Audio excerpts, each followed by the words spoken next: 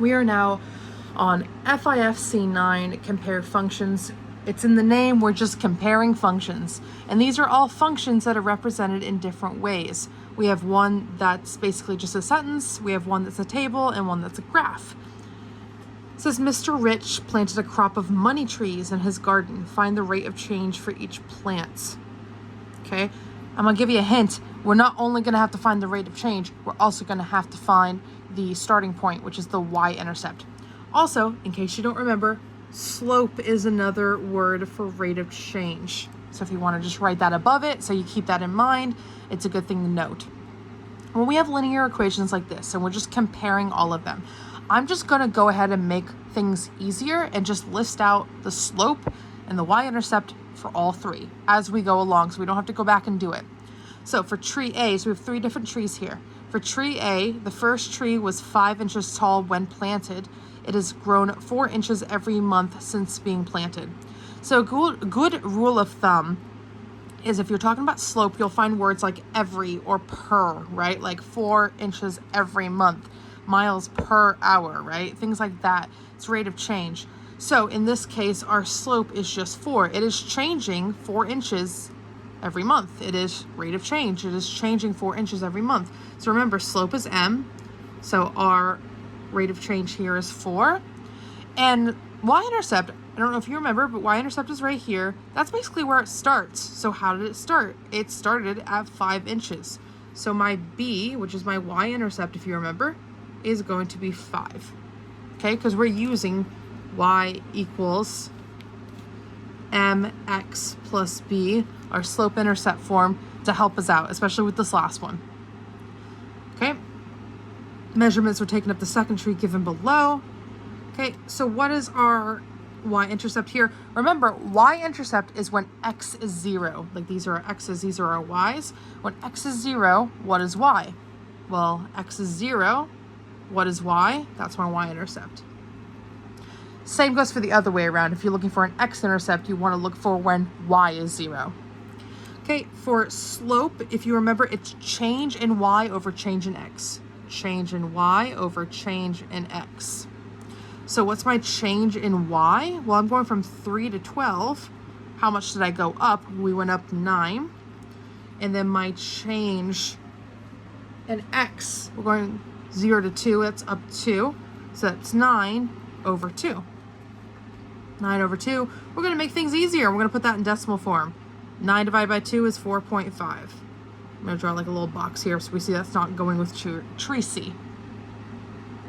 Okay.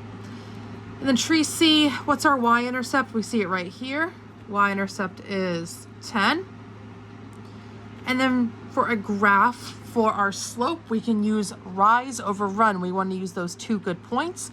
We were starting at 10 and we went up to 6, so we rose 6. A lot of people I saw were doing, oh, we rose 16 because I see this. No. We started at 10 and we rose up to 16. So we went up 6 and then over 1, 2. So 6 divided by 2, rise over run will be 3. So now we can answer the rest of these fairly quickly because we already have all of the data we need. How fast is each tree growing? Find the rate of change for each tree. So tree A, what's the rate of change? 4. Tree B, what's the rate of change? 4.5. Tree C, 3. Done. That's why I did that in that way, because you could just knock that out very quickly. Which tree was the tallest when it was first planted? When it was first, any starting points, or like when it was first done, when something was first happening, that is going to be your y-intercept. When something is starting out, that is when time is 0, which is x, right? When x is 0, when time is 0, that is the y-intercept. That is where it is starting. So which one had the higher y-intercept? It looks like that's going to be tree C.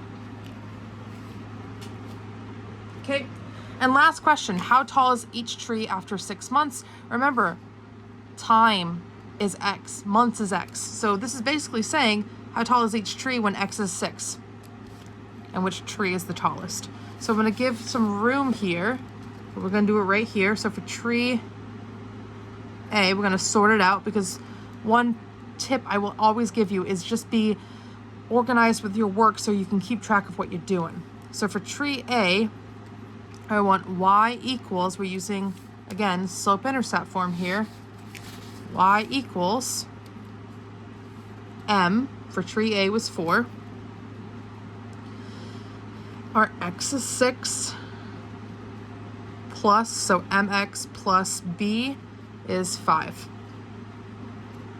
And if we do our PEMDAS, obviously we cannot do 6 plus 5 is 11 times 4. We cannot do that. We've got to do multiplication first, then addition. 4 times 6 is 24, plus 5 is going to be 29. So tree A is going to be 29 inches tall in 6 months.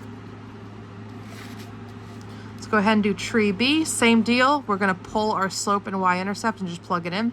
We're just looking for our y. We're trying to figure out how tall it is. So y equals, what's our slope for B? That's going to be, that's going to be 4.5 times 6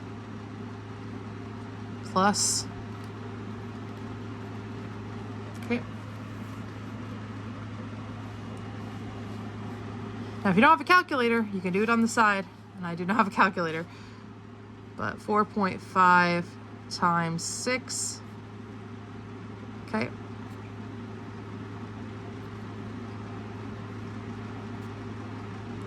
Six times 5 is 0. Oh, sorry, it's 30, so 0 carry the 3. 4 times 6 is 24. 24 plus 3 is 27.